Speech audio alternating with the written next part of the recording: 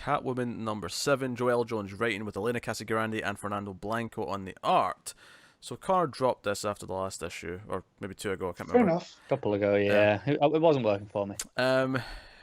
So this issue is sort of a 2-parter. So this is the first one we've had that's not been part of that first arc. This is the first time that it's been kind of something new. And what did you think, Matt? It's okay. I'm gonna still keep reading it, but I don't know how much longer this book can go on.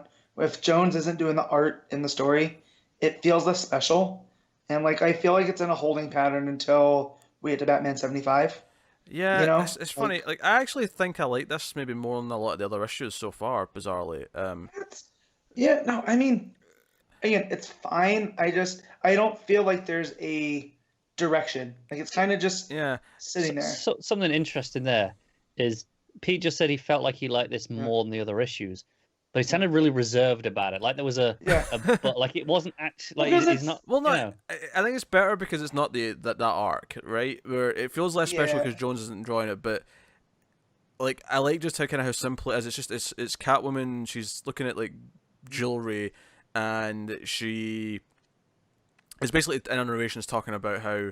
Like you have to be fierce because people will try and like out scare you. So you have to be scarier, basically. And this guy basically insults her by saying, "Oh, this is probably too expensive for you. Maybe if you come back with your husband or something." And very much Pretty Woman. Yeah, and it cuts to the opening 2-page spread of like the title page, and she's walking down the street wearing the earrings. And I mean, I assume she stole them, but it's funny because it's just a funny little beat. The story's actually about Penguin who comes to the city and. Actually, poor Uber driver. Yeah, he gets in a car, and the guy's just being friendly and talking about the city, and Penguin gets frustrated and kills him, and there's blood everywhere. This sounds like Gotham. It does actually. Obviously, when I haven't read this, I'm just picturing Cobblepot in Gotham taking a slash in that.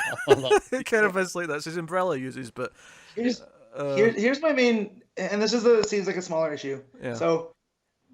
She's in the city called Via Hermosa, right? But through all of what the Uber driver's talking about, it's LA. So is there a reason why Jones decided just like I'm gonna create the city and just not call it Los Angeles, but then use all of the like the 405, Sepulveda. These are all like major thoroughfares through LA. I don't think it's great. I'm pretty sure someone in the comments for like the first issue told us where it is. Yeah. Well, then she just is using Via Hermosa as LA.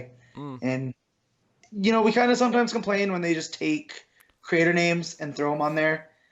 I almost feel like they would have done that because it feels like, again, it's a small thing, but she's describing LA through these, you can't take the 405 at a certain time.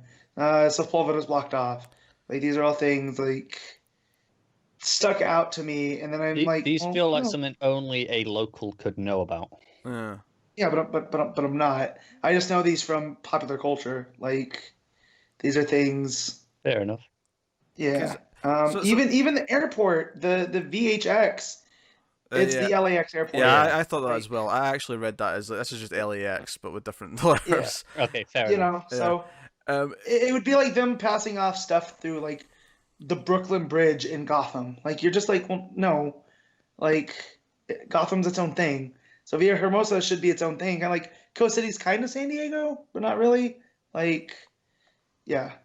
Doesn't matter. It's been nuked. Almost nuked twice. So the issue is basically Penguin's here, and he's actually here for Catwoman specifically because everything he does, he sets off like some explosions at a Ferris wheel. To attract Catwoman to come in and investigate what's going on in the city.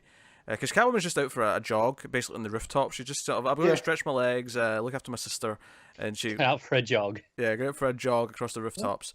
And she sees obviously the Ferris wheel like toppling over at the pier, so she jumps down, and the book just ends with her like she goes through some guards. It's some good. The art's there's quite good. Like the action's quite good as she's getting to Penguin, but the last page is her getting to the room with Penguin and him being like, yes.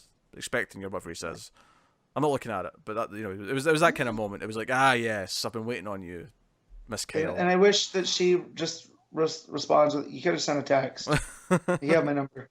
Didn't need to do that. Yeah. So So a two-parter, but obviously... No, the action scene... Yeah. Yeah.